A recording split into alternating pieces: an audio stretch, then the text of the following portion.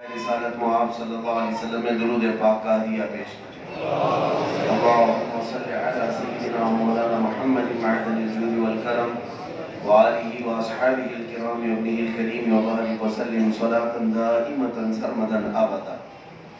عزیزان گرامی وقار و حاضرین جمعہ، جیسے جمعہ کا وقت بہت مختصر ہوتا ہے، بہت تیزی سے ہمیں بیان خطبہ اور نماز مکمل کرنی ہوتی ہے، اس سے کہیں زیادہ مختصر ہماری زندگی کا وقت ہے۔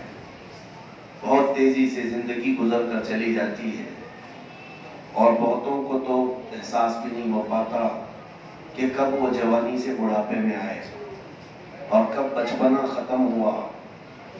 اچانک جب موت کی دستک گھر پر آتی ہے تب احساس ہونے لگتا ہے کہ میری زندگی ختم ہونے کو آئی ہے۔ اسی لیے میرے آقا صلی اللہ تعالیٰ علیہ وسلم کی ایک حدیث تمہارے گوش گزار کرتا ہوں۔ جمعہ نصیحت کا دن ہے، جمعہ وعظ کا دن ہے۔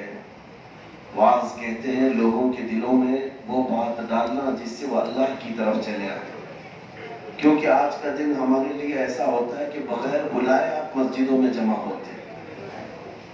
لوگوں کو ایک جلسہ کرنے کے لیے بڑا پرچار کرنا پڑتا ہے، لیکن جمعہ کا کوئی پرچار نہیں ہوتا۔ خود بخود آپ کے دل کھینچے چلے آتے ہیں اللہ کے گھر کی طرف۔ اس لیے اس جمعہ کے دن کو وعظ و نصیحت کا دن کہا جاتا ہے۔ اللہ کے نبی صلی اللہ علیہ وسلم کی ایک حدیث آپ کے سامنے رکھتا ہوں۔ نبی کریم صلی اللہ علیہ وسلم ارشاد فرماتے ہیں اغتنموا خمسا قبل خمس، پانچ چیزوں سے پہلے غنیمت جانو۔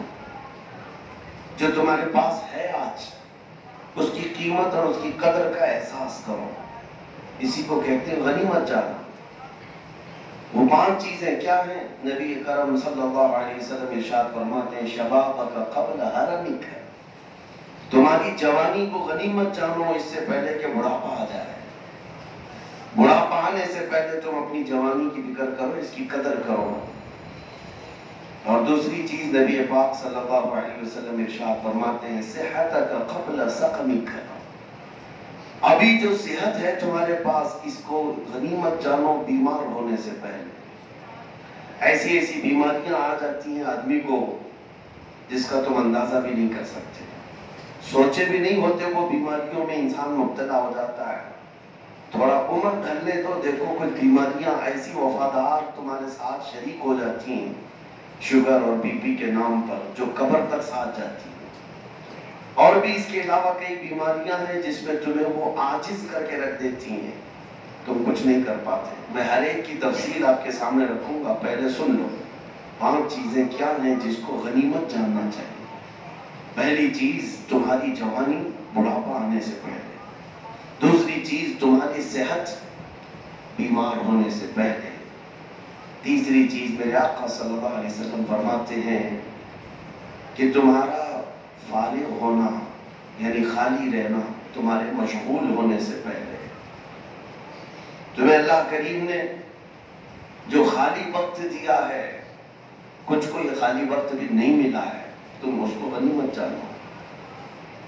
اور نبی پاک صلی اللہ علیہ وسلم ارشاد فرماتے ہیں پھر سب سے بڑی چیز یہ ہے کہ تم اپنی حیات کو غنیمت جانو موت آنے سے پہلے، مرنے سے پہلے۔ یہ وہ چیزیں ہیں جو انسان اکثر خیال نہیں کرتا۔ کبھی اپنا ہاتھ اٹھا کر کے دیکھنا، کبھی آنکھوں سے دیکھ کر کے کسی کو اندازہ کرنا، یہ جو ہاتھ ہے بڑا قیمتی اللہ نے تمہیں دیا، اگر یہ ٹوٹ جائے تو تم چھونا بھی نہیں جانتے، پکڑنا بھی نہیں جانتے، ان کی قدر و قیمت کا تمہیں اندازہ نہیں۔ جو آنکھیں اللہ نے تمہیں بن مانگے دیے، بنا آنکھوں والا جو زندگی گزارتا ہے اسے سفید اور کالا کیا ہوتا ہے یہ بھی پتہ نہیں ہوتا۔ تمہیں پتا ہے اندھے شخص کو یہ بھی نہیں معلوم ہوتا کہ اس کی ماں کا چہرہ ہوتا کیسا ہے، اندھے کو یہ بھی نہیں معلوم ہوتا کہ انسان دکھتا کیسا ہے، وہ صرف احساس کی زندگی گزار رہا ہوتا ہے۔ اور تمہیں رب ذوالجلال نے آنکھیں بھی عطا کی، جسم بھی سلامت دیا ہے۔ نبی رحمت صلی اللہ علیہ وسلم جب واز فرماتے تو اس پر صحابہ اکرام رو پڑتے تھے۔ یقیناً اللہ کریم نے جو چیزیں ہمیں دی ہیں، آج اس کا احساس نہ کرو گے تو یہ نعمتیں چھن جائیں گی۔ اور ایک چیز، 4 چیزیں سنایا میں نے، 5ویں چیز اللہ کے حبیب صلی اللہ علیہ وسلم فرماتے ہیں غنا کا قبل فقری کا، اللہ نے آج تمہیں جو دولت دی ہے اس کی قدر کرو اس سے پہلے کہ تم محتاج ہو جاؤ۔ فقیر ہو سکتے ہو، محتاج ہو سکتے ہو، اس سے پہلے جو چیز موجود ہے اس کا خیال کرو۔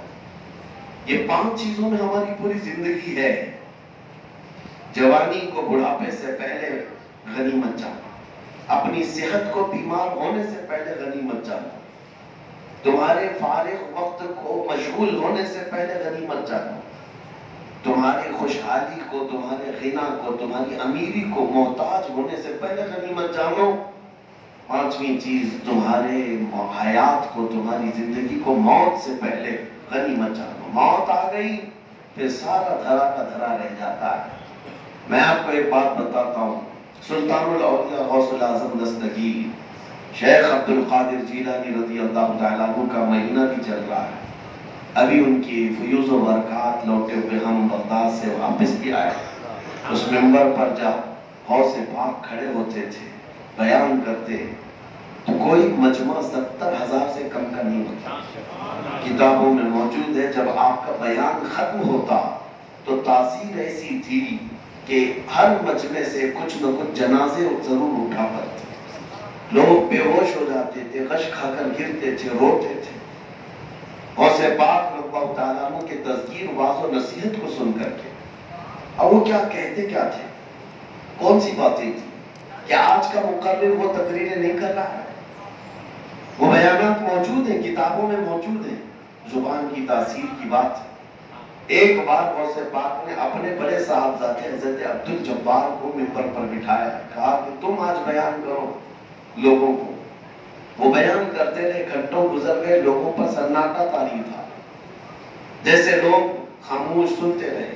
وہ اتر آئے، کہا ابا جان آپ جب بیان کرتے ہیں تو جو رقت طاری ہوتی ہے، لوگوں کے دلوں سے جو چیخیں نکلتی ہیں، وہ نہیں ہو پایا۔ غوث پاک نے فرمایا تم بیٹھو، میں بیان کرتا ہوں، توجہ چاہتا ہوں۔ جو بیان انہوں نے اس دن کیا تھا وہ آج میری تقریر کا عنوان بھی ہے۔ غوث پاک رضی اللہ تعالیٰ عنہ کھڑے ہوئے منبر پر، لوگوں سے کہتے ہیں اے لوگوں، آج میں اپنے گھر کا ایک قصہ سناتا ہوں، اپنے گھر کا واقعہ سنا رہے ہیں۔ کہتے ہیں کہ میں آج دوپہر میں تھک ہار کر کے گیا، میری بیوی عبد الجبار کی ماں کئی دنوں سے میرے لیے ایک مٹی کی ہانڈی میں دہی جمائی ہوئی تھی، اور گرمیوں میں دہی کھائی جاتی ہے، دہی کو کھایا جاتا ہے پیٹ کے ٹھنڈک کے لیے۔ غوث پاک فرماتے میں آج دوپہر میں تھکا ہارا گیا اور میری خواہش بھی تھی کہ دہی کھاؤں، اور میری بیوی نے کئی دنوں سے مٹی کی ہانڈی میں دہی جمایا تھا، لیکن میرے گھر پہنچنے سے پہلے اچانک ایک بلہ آیا، اور بلے نے اس دہی کی ہانڈی پر ایسا جھپٹا مارا کہ وہ ہانڈی گر گئی، پھوٹ گئی، اور پورا دہی زمین پر بہہ گیا۔ نہ میں کھا پایا، نہ میری بیوی کھا پائی۔ اتنا واقعہ غوث پاک نے بیان کیا، پورا مجمع رونے لگ گیا۔ اس میں کیا مسئلہ ہے؟ سارے دھاڑے مار مار کر رونے لگ گئے، چیخنے لگ گئے۔ میاں کسی کے گھر میں اگر مٹی کی ہانڈی ٹوٹ گئی اور دہی بہہ گیا تو اس میں رونے کا کیا مسئلہ ہے؟ اس لیے کہ مجمع میں بیٹھا ہوا غوث پاک کا مرید وہ عام انسان نہیں تھے، وہ غوث پاک کے معانی و مفاہیم کو سمجھنے والے اہل دل تھے، وہ اہل بصیرت تھے۔ وہ جانتے تھے کہ غوث پاک اپنے گھر کا قصہ نہیں سنا رہے ہیں، غوث پاک کے بیان کا مطلب یہ ہے کہ انسان زندگی پر مال مال مال جمع کرتا رہ جاتا ہے، جب اس کے کھانے کا وقت آتا ہے ملک الموت پنجہ مارتا ہے اور اس کی روح لے کر چلا جاتا ہے، نہ وہ چکھ پاتا ہے نہ کھا پاتا ہے۔ میں نے یہی زندگی میں دیکھا ہے۔ لوگ، شیخ سعدی رحمت اللہ علیہ فرماتے ہیں میں نے لوگوں کو 2 ہی چیزوں میں مصروف دیکھا ہے، 2 ہی چیزوں میں مصروف دیکھا ہے۔ ایک کہ جب جوانی اور طاقت ہوتی ہے تو مال کماتے رہ جاتے ہیں، اتنا کمایا کہ صحت گنوا دیا، اب صحت بچانے کے لیے مال گنواتے رہ جاتا ہے۔ باقی کی زندگی جو کمایا تھا وہ ہاسپٹلز میں ڈالتے رہو، ڈاکٹروں کو دیتے رہو، انہی دو چیزوں میں شیخ سعدی فرماتے ہیں پوری زندگی ختم کر کے چلا جاتا ہے۔ جوانوں کو ہم نے دیکھا ہے کہ نائٹ اور ڈے ان کے لیے کچھ مسئلہ نہیں، دن میں بھی کام ہے، رات میں بھی نائٹ شفٹنگ سب کر رہے ہیں، کیوں میاں؟ کچھ تو سٹینڈ ہونا ہے، اور جب سٹینڈ ہونے کا وقت آیا تو بیماریاں لگ گئی، جو جمع کیا تھا اب ان بیماریوں کو صحیح کرنے کے لیے خرچہ کرتا رہا۔ عزیزان گرامی وقار، یہ بات میں آپ کے سامنے اس لیے عرض کر رہا ہوں، بہت سارے ہمارے بچے اور نوجوان اپنی جوانی کی قدر نہیں کر پاتے، انہیں احساس نہیں ہے۔ ایک بات یاد رکھو کہ جوانی بہت تھوڑے وقت کے لیے دی گئی ہے اور ختم ہو جاتی ہے، بہت تیزی سے چلی جاتی ہے۔ تم ابھی پلاننگ کرتے رہ جاؤ گے، منصوبہ بندی کرتے رہ جاؤ گے، تمہارے بالوں میں سفیدی آ جائے گی۔ تم ابھی سٹینڈ ہونے کے منصوبے بنا رہے ہوں گے، گھر بنانے کے منصوبے بنا رہے ہوں گے، اس وقت تک تو دانت ڈھیلے ہو جائیں گے، کمر ٹیڑھی ہونے لگ جائے گی، تمہیں پتہ بھی نہیں چلے گا اچانک تمہارے بالوں میں سفیدی کہاں سے آئی، تم اندازہ بھی نہیں کر پاؤ گے۔ اسی لیے جو جوانی 18 سال سے لے کر شروع ہوتی وہ بڑے چیلنجز بھری ہوئی ہوتی ہے، بہت سارے چیلنجز اس کے سامنے ہوتے ہیں۔ دیکھنا یہ ہے کہ وہ صرف اپنے نفس پرستی کا شکار ہوتا ہے، صرف اپنے لہو و لعب اور اپنی خواہشات کو پوری کرنے میں مصروف ہوتا ہے، یا رحمان کی دی ہوئی جوانی کو اس کی رضا میں خرچہ کرتا ہے۔ اور یہ بات بھی یاد رکھنا، تم نے اگر جوانی کو غنیمت جانا، اللہ کی دی ہوئی تھی یہ جوانی، اس کی رضا میں گزارا، تو قسم خدا کی 80 سال کے بھی ہو جاؤ گے تو جوانی ختم نہیں ہوگی، جوانی تمہاری برقرار رکھی جائے گی، تمہاری جوانی کی قوت و تر و تازگی بڑھاپے تک اللہ سلامت رکھے گا۔ اعضاء کا کمزور ہونا اور ہے، لیکن احساسات کا مر جانا اور ہوتا ہے۔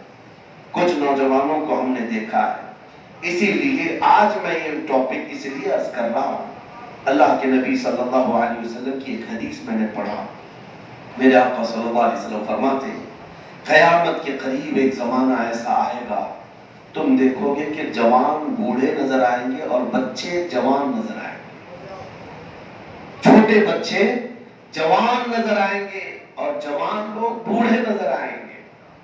اور یہ پریکٹیکل آج دیکھنے کو مل رہا ہے، 20 سال 25 سال 30 سال کے قریب کے نوجوانوں میں ہمارے پاس بہت لمبی لسٹ ہے جنہوں نے اپنی جوانی ایسی خراب کر دی ہے کہ ان کے اندر بڑھاپا ہے، صرف چہرہ دیکھنے کو سمارٹ ہے، ہینڈسم ہے، اندر سے تباہ ہو چکے ہیں۔ ان سے اچھے وہ پرانے زمانے کے بوڑھے ہیں جو 60 سال میں بھی طاقتور ہوتے تھے۔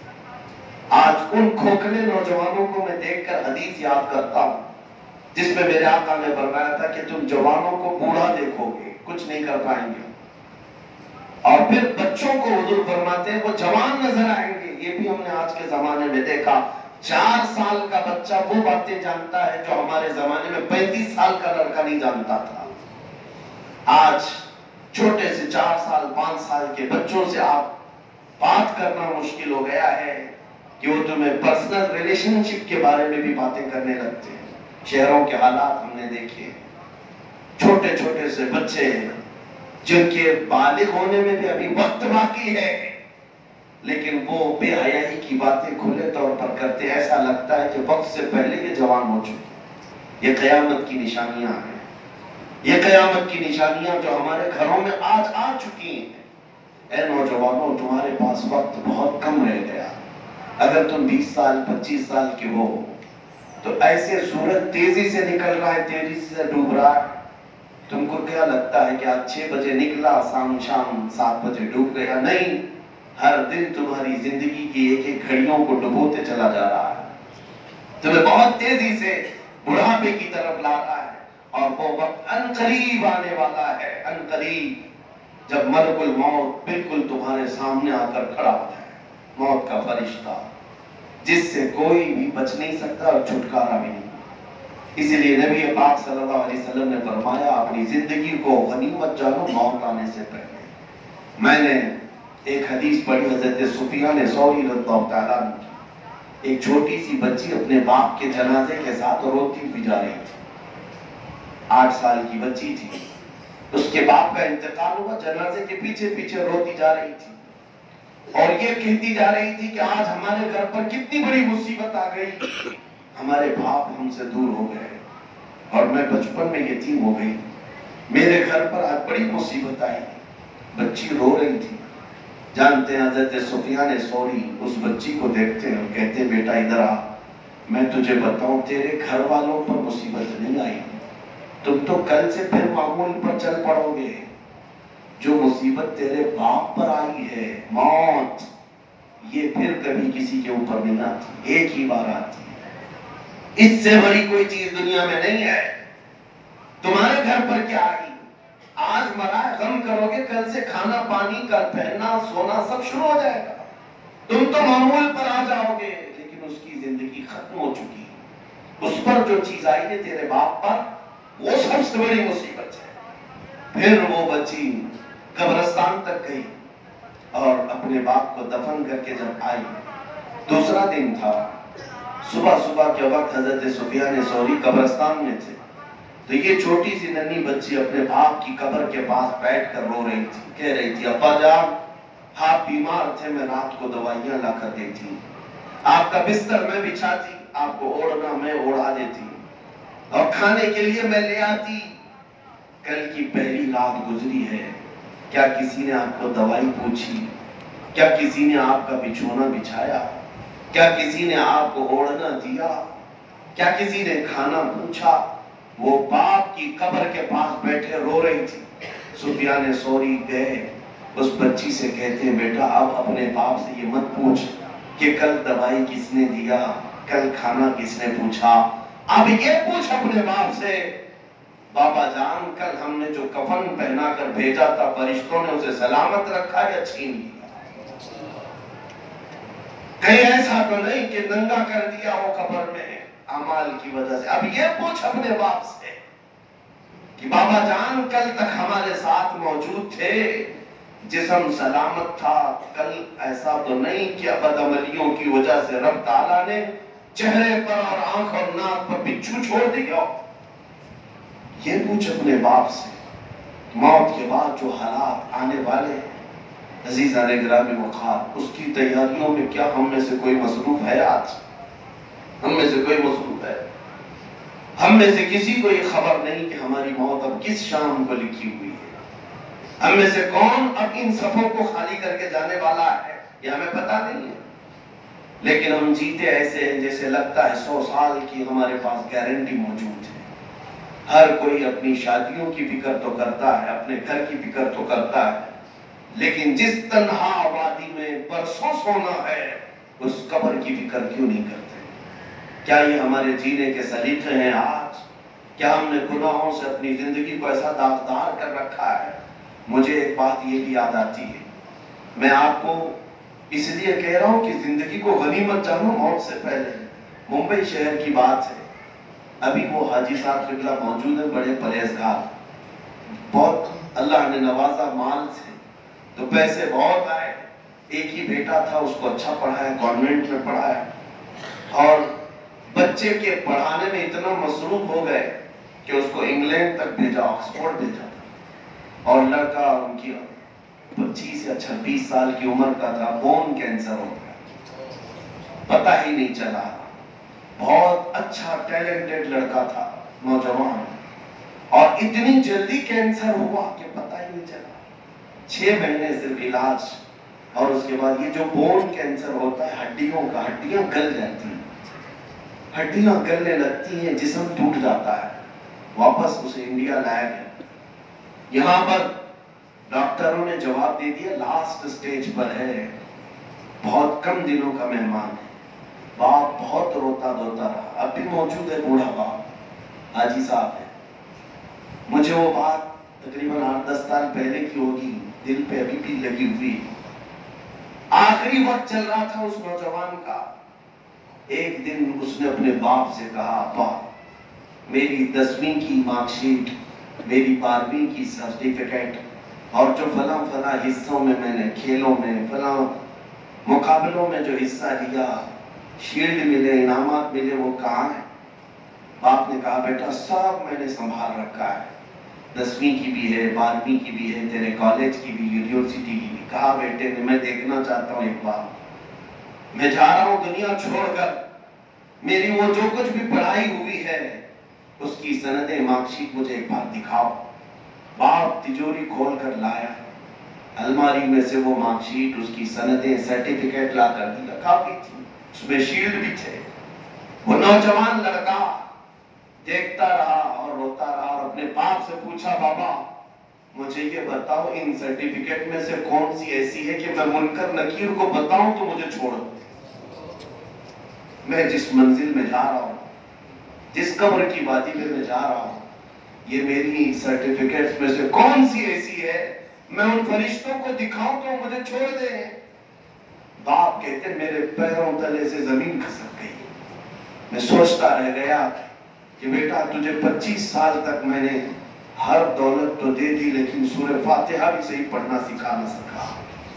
آج احساس ہوا عزیزان گرامی وقار، یہ ہے میرے آقا صلی اللہ علیہ وسلم کے فرمان کا خلاصہ کہ اپنی زندگی کو غنیمت جانو موت آنے سے پہلے۔ تمہارے پاس آج وقت ہے، تمہارے پاس آج دولتیں ہیں، نعمتیں ہیں۔ ایک بات یاد رکھنا کہ بڑھاپا ہر ایک کو نہیں دیا جاتا، بڑھاپا ہر ایک کو نہیں دیا جاتا۔ جو بوڑھے ہو گئے یہ اللہ کی نعمت ہے ان کے اوپر، بڑھاپے میں جو مسجدوں کی طرف آ گئے اللہ کی ہزار رحمتیں ہیں ان پر کہ انہوں نے اپنی جوانی کے بعد، جوانی میں جو دیکھنا تھا دیکھ لیے لیکن توبہ کر کے رب کے دروازے پر اب آ چکے ہیں۔ اور میرا رب فرماتا ہے جس کی داڑھی اسلام میں سفید ہو گئی اس کو عذاب دینے میں مجھے حیا آتی ہے۔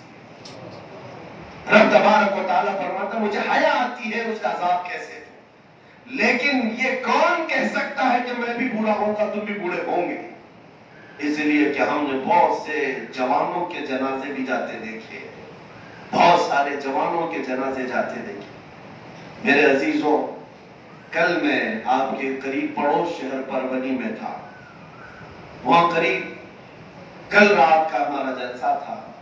دن بھر میرے دل کو ایک چیز ٹیس پہنچاتی رہی۔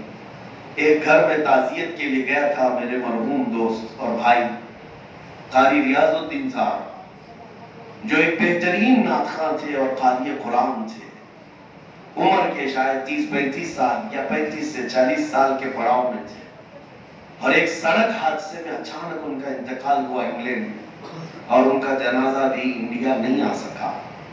میں ان کے گھر گیا تھا، 2 سال کا چھوٹا سا بچہ جس کی آنکھوں میں ایک عجیب سی معصومیت ہے، اور 5 سال کی چھوٹی سی بچی۔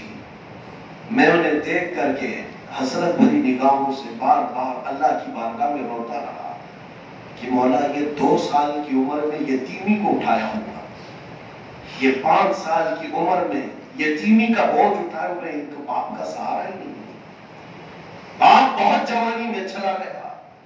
ہم کو تو مولا تو نے ماں بھی دیا، باپ بھی دیا، اور ان نوجوانوں کو دیکھ کر پھر احساس ہوتا ہے نوجوانوں آؤ ان بچوں کو دیکھو جو ابھی 2 سال کی کلیاں ہیں، اپنے باپ کی محبت نہیں دیکھ سکے۔ تمہارے گھروں میں باپ موجود ہے اور تم ٹھکرا کر چلے جاتے ہو، تمہارے گھروں میں ماں تمہارے لیے دعاؤں کے لیے تیار بیٹھی ہے، تم جھڑکا کے چلے جاتے ہو۔ اس کو بھی سمجھ لو کہ غنیمت جانو ان کی زندگی کو ان کے مرنے سے پہلے۔ وہ جب چلے جائیں تو دنیا میں اندھیرا چھا جاتا ہے۔ یتیم سے پوچھو کہ باپ کے اٹھنے کے بعد کیسی ویرانگی آتی ہے گھر کے اندر، جتنے گھر کے افراد ہوتے ہیں سب بکھر جاتے ہیں، سب ٹوٹ جاتے ہیں، اور ماں کیا گھر سے چلی گئی وہ تو ساری رونقیں لے کر چلی جاتی ہے۔ نہ دوسری کوئی ماں ملتی ہے دنیا میں، نہ کوئی دوسرا باپ ملتا ہے۔ ہر کوئی تمہیں 4 لفظ محبت کے بول سکتا ہے، لیکن تمہیں یاد ہے جب تم اس کے بستر کو پخانے اور پیشاب سے غلیظ کر دیتے تھے وہ اپنے ہاتھوں سے خوشیوں سے صاف کر دیتے۔ کوئی دوسرا ہماری نجاست کو ہاتھ بھی نہیں لگاتا، نجاست تو دور کی بات ہے، ہمارے دودھ کو بھی کوئی چھونا نہیں چاہتا۔ وہ صرف ہماری ماں ہے، وہ صرف ہمارا باپ ہے جو ہماری غلاظتوں کو بھی خوشیوں سے صاف کر جاتا ہے۔ اور کبھی شکایت نہیں کرتا اپنے بیٹے کو کہ میرے گود میں تو نے پیشاب کر دیا، پخانہ کر دیا، نہیں کرتا. لیکن جوان بچوں کو جب میں آج دیکھتا ہوں کہ یہ ٹھکراتے ہیں اپنے والدین اور ان کے سامنے ایسی تیز آواز میں بات کرتے ہیں جس کو میرے آقا نے فرمایا تھا کہ قیامت کے قریب ایک زمانہ ایسا آئے گا کہ ماں اپنے سردار کو جلے گی. مطلب کیا ہے؟ بیٹا اپنی ماں پر حکومت کر رہا ہوگا، اپنے باپ پر حکومت کر رہا ہوگا. میں نے ایک نوجوان کو ممبئی کی سرزمین پر دیکھا، اپنے باپ پر اس نے جوتی اٹھائی اور مارنے لگا. باپ نے کہا تو میرا بیٹا ہے، تجھے پتہ نہیں ہے؟ یہ میرے سامنے کی بات ہے. وہ لڑکا کہتا ہے اسی بات کا تو مجھے افسوس ہے کہ میں تجھ سے پیدا ہوں. یہ حالات، یہ معاشرے، تمہیں اندازہ نہیں کہ موت کے بعد تمہارا حساب ہونا ہے. اب آؤ میں اس حدیث کی طرف چلتا ہوں. نبی آخر الزمان صلی اللہ علیہ وسلم ارشاد فرماتے ہیں قیامت کے دن ابن آدم، اولاد آدم اس وقت تک اپنا پاؤں حشر کے میدان سے ہٹا نہیں سکے گی جب تک رب تعالیٰ کے اس سوال کا جواب نہیں دے گی. کون سا سوال ہے؟ میرے آقا فرماتے جب تک تم اس سوال کا جواب نہیں دو گے پاؤں میدان سے ہٹا نہیں سکو گے حشر کے دن. صحابہ نے پوچھا یا رسول اللہ وہ کون سا سوال ہوگا؟ میرے آقا فرماتے ہیں رب تعالیٰ سب سے پہلے یہ پوچھے گا میں نے تجھے جوانی دی، بتا تو نے کہاں کہاں خرچہ کیا، کہاں کہاں خرچہ کیا. اور محدثین شارحین فرماتے ہیں اس ایک سوال کے جواب میں کسی کو 300 سال لگ جائیں گے، کسی کو 500 سال لگ جائیں گے، کیونکہ زندگی کا کل خلاصہ جوانی ہے. جوانی ہے. بچپن تو لڑکپن میں گزر گیا، بڑھاپا تو ریٹائرمنٹ میں چلا گیا. اصل جو زندگی ہے وہ جوانی کی ہے. حساب اس کا زیادہ ہونا ہے، خواہشات اسی عمر میں زیادہ ہیں، گناہ اسی عمر میں زیادہ ہے، دوڑ بھاگ اسی عمر میں زیادہ ہے.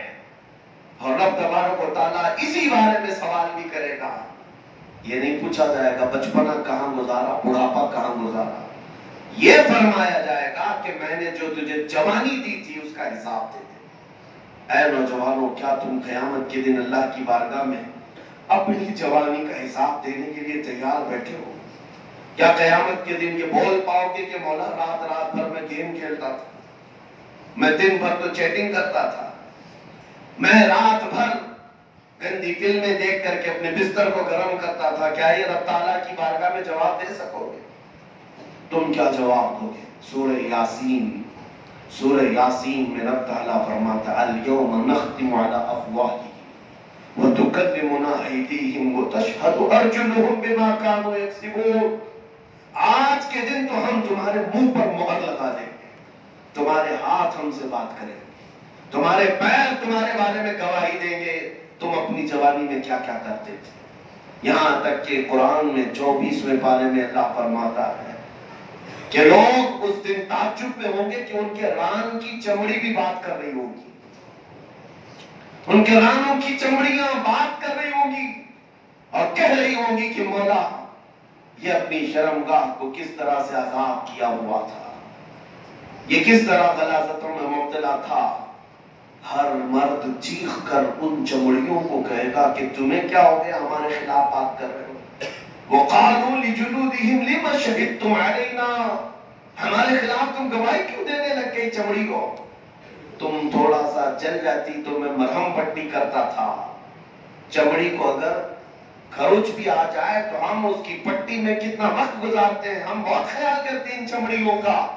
لیکن یہ چمڑیاں کل ہمارے خلاف گواہی دیں گی تو وہ بولیں گی چمڑیاں جب تم ان سے سوال کرو گے کہ ہمارے خلاف گواہی کیوں دے رہے ہو، وہ کہیں گی قالوا انطقنا اللہ الذی انطق کل شیء، اس رب ذوالجلال نے ہمیں بولنے کی طاقت دی ہے جس نے ہر ایک کو قوت گویائی عطا کی اور ہمیں منصف بنا کر بھیجا گیا دنیا میں کہ ہم اللہ کی بارگاہ میں امانت کے ساتھ تمہاری خبریں منتقل کریں گے. اسی لیے اس حدیث کا خلاصہ اس پر اگر ہم عمل کر لیں زندگی سکون سے گزر جائے. میں کبھی کبھار یہ سوچتا ہوں، آپ بھی سوچو اس بات کو، دنیا یہ ٹینشن بھری نہیں ہے، یہ فکروں بھری نہیں ہے. یہاں کون سا سکھ اور کون سی آزادی ہے تمہارے پاس؟ دن پورا کمانے کی فکر میں جاتا ہے، رات آرام کی فکر میں.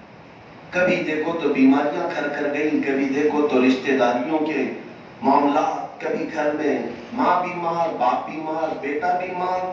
ان تمام تفکرات میں تو ہم جی رہے ہیں. یہی سارے ٹینشن ہیں، کل کیا کھائیں گے، کل کیا کمائیں گے. یہ پوری لائف تفکرات بھری ہوئی ہے. کوئی دن سکون کا ہوتا نہیں، کوئی دن سکون کا ہوتا نہیں. اب میں آپ سے کہتا ہوں، اگر تم نے یہ سوچ لیا کہ جس دن مر جائیں گے سکون سے جا کر قبر میں سو جائیں گے، موت کے بعد لوگ دفن کر کے آتے ہیں، ہو سکتا ہے تمہیں لگتا ہوگا کہ مردہ سکون سے سو گیا، لیکن قبرستان میں ہر کوئی سکون سے نہیں سوتا. ادھر تم دفن کر کے آئے، 40 قدم دور آئے تھے کہ اللہ کے فرشتے اس کی قبر میں آ گئے، اٹھا دیا جھنجھوڑ کر کے. اب کون سے سکون کی بات ہے؟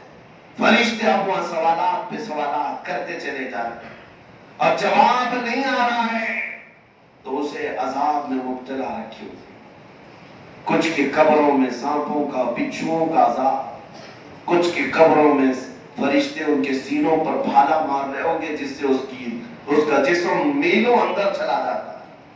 اور یہ قیامت تک جاری رہے گا. مردہ سوچتا ہے یہ وقت گزر جائے، یہ وقت گزر جائے، قیامت آ جائے گی تو اس سے چھٹکارا مل جائے گا.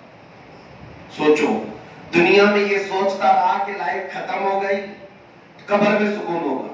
قبر میں سکون نہیں ملا تو سوچتا حشر کا دن آ جائے، اس دن تو یہ قبر کے عذابات سے چھٹکارا تو مل جائے گا.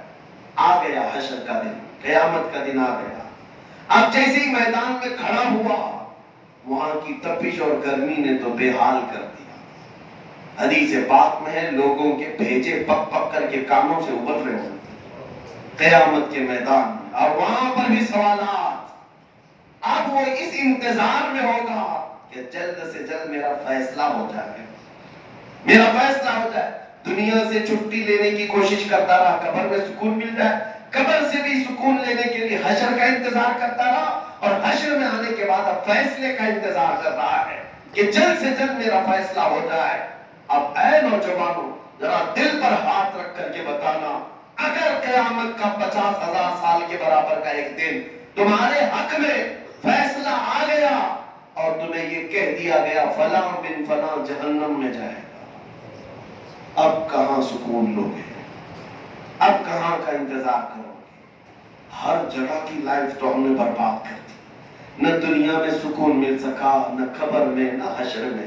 پھر جہنم ماوا ملجا ہو گیا، وہاں ٹھکانہ ہو گیا ہمارا. اس لیے میرے آقا صلی اللہ تعالی علیہ وسلم کی طرف اشارہ کرتے ہوئے بریلی کے امام نے کہا تھا، آج لے ان کی پناہ، آج مدد مانگو ان سے. کل نہ مانیں گے قیامت میں اگر مان گیا. بہت ساری تمہارے پاس ابھی فرصتیں موجود ہیں، تم اپنے آپ کو بدل سکتے ہو.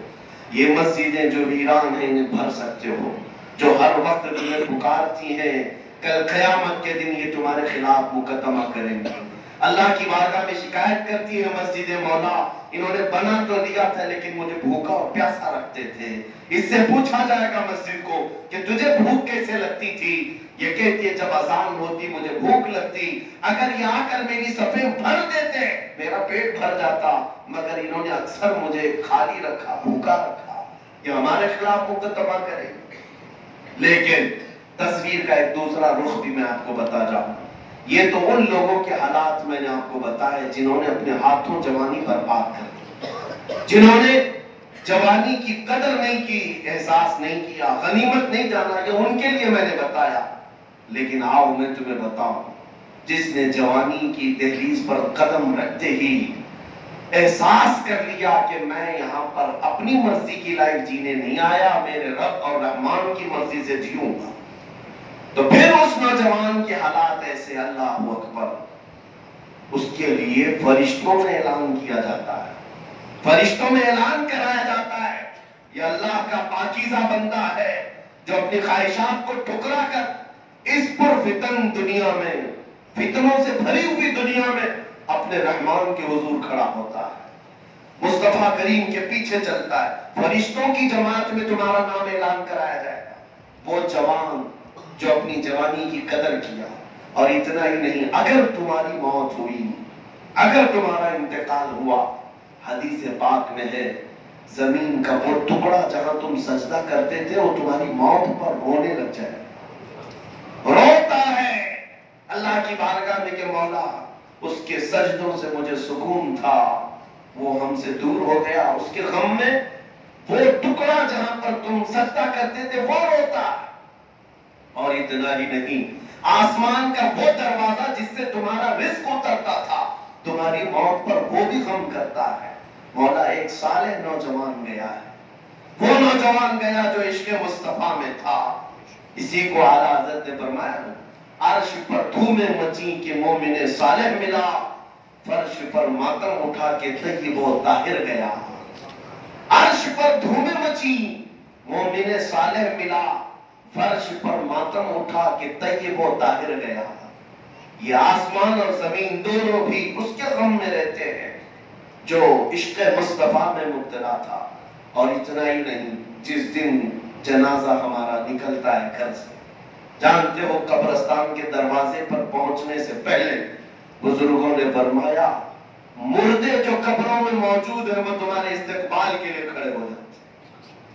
और हर कब्र वाला ये अल्लाह की बारगाह में तमन्ना करता है कि मौला ये जो सालेह जनाजा आ रहा है मेरे पड़ोस में उसे दफन कर, उसे यहां दफन होने की तौफीक दे दे।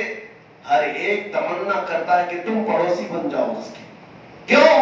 इसलिए कि वो कब्रों वाले जानते हैं कि आज ये सोएगा हमारे बगल में, अल्लाह की रहमतें इस पर बरसेगी, उनके छींटे हम पर भी आए। लेकिन बुजुर्गों ने ये भी लिखा है कि जो जवानी बर्बाद करके जा रहा है, जो जनाजा निकला है, पूरे कब्रिस्तान के मुर्दे खड़े होकर मौला की बारगाह में पनाह मांगते हैं, मौला उसका जनाजा कब्रिस्तान में आने न दे, हमारे बगल में उसे दफन होने न दे, कि अगर वो आज यहाँ सो गया तो कल से उस पर जो अजाब होने वाला है उसकी धमक हर एक की कब्र में आएगी। तुम्हारे हाथ में है जिंदगी कौन सी गुजारते हो, कौन सी जिंदगी गुजारते हो। वो जिंदगी के हर कोई तुम्हारा इस्तेकबाल करने के लिए जिंदे भी और मुर्दे भी खड़े रहे, या वो जिंदगी जिससे तुम हर कोई दामन बचाता हो।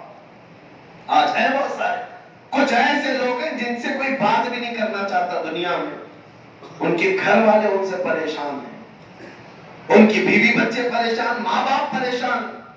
पास लोग कहते हैं घर में आता है तो बला की तरह लगता है। मेरे अजीजों, कौन सी जिंदगी गुजारना चाहते हो? अपने आप को संवार लो, इतना संवार लो कि लोग तुम्हारे जाने के बाद तुम्हारी कमी का एहसास करने लगे। तुम महफिलों की रौनक बन जाओ, तुम लोगों की जीनत बन जाओ, कि तुम्हारे से लोग मुस्कुराएं और तुम्हारे से लोग नफा उठाएं। यही मेरे आका सल्लल्लाहु अलैहि वसल्लम के फरमान का मकसद है, खुलासा है। मैं फिर से उस हदीस की तिलावत करके अपनी गुफ्तगू को समेटता हूँ। अल्लाह के नबी ने 5 चीजें दे दी, लेकिन पूरे हयात का उसूल समझा दिया, पूरी जिंदगी का उसूल दे दिया। इग़्तनिमू खम्सन क़ब्ल खम्सिन, शबाबक क़ब्ल हरमिका, सेहतक क़ब्ल सक़मिका, ग़िनाक क़ब्ल फ़क़रिका, फ़िराक़क क़ब्ल शुग़लिका, व हयातक क़ब्ल मौतिका, और कमा क़ाल रसूलुल्लाह सल्लल्लाहु अलैहि वसल्लम। मेरे आका फरमाते 5 चीजों को 5 चीजें आने से पहले गनीमत जानो। अपनी जवानी की कदर करो, बुढ़ापा आने से पहले। अपनी सेहत की कदर करो, बीमारी आने से पहले। अपने फारिगुल हाली की को गनीमत जानो, मशगूलियत से पहले। और अपने गिना को, अपनी अमीरी को फक्र और गनीमत जानो कि गरीबी आने से पहले, मोहताजी आने से पहले। और अपनी हयात को, अपनी जिंदगी को गनीमत जानो, मौत आने से पहले। अजीज़ाने गिरामी वक़ार, मैं खुलासतन एक मैसेज ये भी देकर के जाऊंगा। हदीस के हर टुकड़े पर अगर मैं गुफ्तगू करूं तो शायद साल भर के जुमा चले जाए। हदीस पाक का मफ़हूम इतना तवील है, लेकिन उन लोगों को आज एहसास नहीं जिनके पास अल्लाह ने सेहत दी। कभी कभार हो सके है नौजवानों, एक टीम बनाओ, तुम्हारी तंजीम बनाओ। बहुत सारी तंजीमें, مہینے میں 1 مرتبہ کسی کینسر ہاسپٹل کا چکر لگا کر کے آؤں. میں خود نوجوانوں کو لے کر جاتا تھا ہر ربیع الاول شریف میں. میرا مقصد یہ ہوتا کہ نوجوان میرے ساتھ آئے. ہم نے ایسے ایسے بیماروں کو دیکھا ہے جو موت اور حیات کے بیچ میں لڑ رہے ہیں, جن کے چہرے سڑے ہوئے ہیں ابھی سے, اور ایسے حالات میں ہم نے دیکھا ہے کسی کی زبان باہر نکلی ہوئی ہے اور کسی کے گلے میں اتنا بڑا پھوڑا ہے کہ وہ چہرہ چھپائے بیٹھے ہوئے. کینسر کے مریض ایسی ایسی حالتوں میں ہم نے دیکھے جن کے پیٹ کی انتڑیاں کٹ چکی ہیں, اب وہ پخانے کے راستے سے ٹکڑوں سے باہر آئے. اللہ کی پناہ. لیکن جب ہم ان مریضوں کو دیکھتے ہیں تو میرے عزیزوں, اس لیے میں تمہیں کہہ رہا ہوں کہ جاؤ دیکھو, تمہیں اپنی صحت کا خیال آئے گا, تمہیں شکر کرنے کا جذبہ ملے گا کہ مولا مجھے تو نے سب سلامت رکھا, زبان بھی سلامت, آنکھ بھی سلامت, گلا بھی سلامت, پیٹ بھی سلامت, اور اس کے باوجود میں اتنا گھمنڈ کرتا ہوں کہ تیری عبادت کے لیے نہیں آتا. ایک خاتون کو میں نے ایسے بھی دیکھا جو صرف اس بات کے لیے رو رہی تھی, اس بات کے لیے رو رہی تھی, کہتی ہے کہ مولانا اتنی دعا کر دو کہ میرا سر اٹھے اور سجدہ کر سکوں. سر نہیں اٹھا سکتی, اتنی بڑی پھوڑی ہے. شوق بہت ہے کہ ایک سجدہ کر لو اللہ کی بارگاہ میں, سر نہیں اٹھا سکتی. تکیے سے سر اٹھاؤ تو خون بہنے لگ جائے, پیٹ جمع ہو چکا ہے, اور ایک سجدے کی خواہش ہے. اس دن رونا آیا, ہزاروں کو اللہ نے صحت بخشی, یہ ایک سجدے سے بھی باہر بھاگتے ہیں. اس سے پہلے کہ تم سے سب چیزیں چھن جائیں, ہم نے ان لوگوں کو بھی دیکھا جو کوما میں مبتلا ہے. وہ تو سجدہ تو دور کی بات, اب کلمہ پڑھنا بھی آتا نہیں, زبان پر کلمہ کا لفظ بھی جاری نہیں ہو پاتا. آج تمہاری صحت سلامت ہے, اس کو غنیمت جانو. کچھ نوجوان گٹکا کھا کھا کھا کر کے اپنے آپ کو جو برباد کر چکے. ہم ایسے بھی جنازے ابھی دفن کر کے آئے ہیں جنہوں نے 30-35 سال میں اپنی زندگی کے سارے منازل ختم کر لیے, صرف انہی چند خواہشات کی وجہ سے, انہی خواہشات کی وجہ سے. ایک رمضان میں ایسے جنازے میں حاضر تھا جس کا چہرہ پورا پھٹ چکا تھا, غسل دینے جیسی بھی کیفیت نہیں تھی. ایسے حالات میں جنازہ موجود تھا, لیکن دل اس بات پر تڑپتا تھا کہ جنازے کے سامنے اس کی 3 سال کی بچی رو رہی تھی. ہم یہ سوچتے ہیں کہ ان بچوں کا کیا ہوگا. تم نے اپنی لائف کو اپنے ہاتھوں برباد کیا, ان کو کس کے حال پر چھوڑ جا رہے ہو. ان بچوں کا کیا قصور ہے جن کو بچپنے میں تم نے چھت اڑا دیا, محروم کر دیا. ہم بولتے ہیں تو بہت سارے نوجوانوں کو یہ لگتا ہے ہماری لائف ہے, ہمیں انجوائے کرنے دو. نادان, تیری اپنی لائف نہیں, تیرے ساتھ ہزاروں جڑے ہوئے ہیں. کتنے لوگوں کی زندگیاں تجھ سے جڑی ہوئی ہیں. نوجوان کو یہ لگتا ہے کہ آپ کو کیا فرق پڑتا ہے. فرق پڑتا ہے جب تو باپ بن جائے اور تیرا بیٹا تیرے ساتھ کرنے لگے تو پتا چلے گا فرق کتنا پڑتا ہے. تمہاری اپنی زندگی اکیلی نہیں, تمہاری زندگی کے ساتھ تمہاری ماں کی زندگی جڑی ہے, تمہارے باپ کی زندگی جڑی ہے, تمہاری بیوی کی, تمہارے بچوں کی, تمہارے بہنوں کی اور بھائیوں کی. تمہیں درد ہوتا ہے تو یہ پورے خاندان کو بھی درد ہوتا ہے. تو اگر سب کو تڑپا کر کے جاتے ہو تو پھر اندازہ کرو کہ کون سی ہولناکیوں میں تم جا رہے ہو. اس لیے اپنی صحت کا خیال رکھو, اپنی صحت کو غنیمت جانو, اس کو اللہ کی عبادتوں میں لے آؤ. بہرحال میرا خلاصہ کلام یہی ہے, اللہ کریم نے جو زندگی دی ہے وہ اگر استعمال کرنا ہے تو کس میں استعمال کریں. سب سے بہترین میسج ہے میرے مرشد گرامی حضور تاج الشریعہ بدر الطریقہ کا. فرماتے ہیں اور یہ فرما کر کے چلے گئے دنیا سے, زندگی یہ نہیں ہے کسی کی کسی کے لیے, زندگی ہے نبی کی نبی کے لیے. نہ سمجھ مرتے ہیں زندگی کے لیے, ارے جینا مرنا ہے سب کچھ نبی کے لیے. بس اس پر عمل کرو, انشاءاللہ یہاں بھی شادہ و فرما ہوگے, قبر میں بھی پہنچو گے تو فرشتوں کو کہا جائے گا کہ آرام आराम से इसे सोने दो, बड़ा थक करके आया है। इसलिए कि मेरे मुर्शिद ये भी कह कर गए, मैं मरूं तो मेरे आका ये मलाइका से कहना, इसे कोई मत जगाना, अभी आंख लग गई है। फरिश्ते कब्र में तुम्हें आराम से सोने का कह कर जाएंगे। हदीस में है, नम कनौमतिल अरूस, ऐसा सो जा जैसे दूल्हा सोता है। तुम्हें ये कह दिया जाएगा इश्क मुस्तफा की बरकत से। और कयामत के दिन का हाल ये है, तुम्हें ढूंढ ढूंढ करके बुलाया जाएगा, पूछा जाएगा फला बिन फला कहां है जो मेरे मुस्तफा का आशिक था। उसके लिए जन्नत का हर दरवाजा पुकार कर कहेगा, मुझ में से दाखिल हो जा, मुझ में से दाखिल हो जा। अल्लाह करीम हमें वो जिंदगी अता फरमाए जो मुस्तफा करीम के कदमों पे कुर्बान हो जाए। व आखिरु दावाना अनिल हम्दुलिल्लाहि रब्बिल आलमीन। सलाम।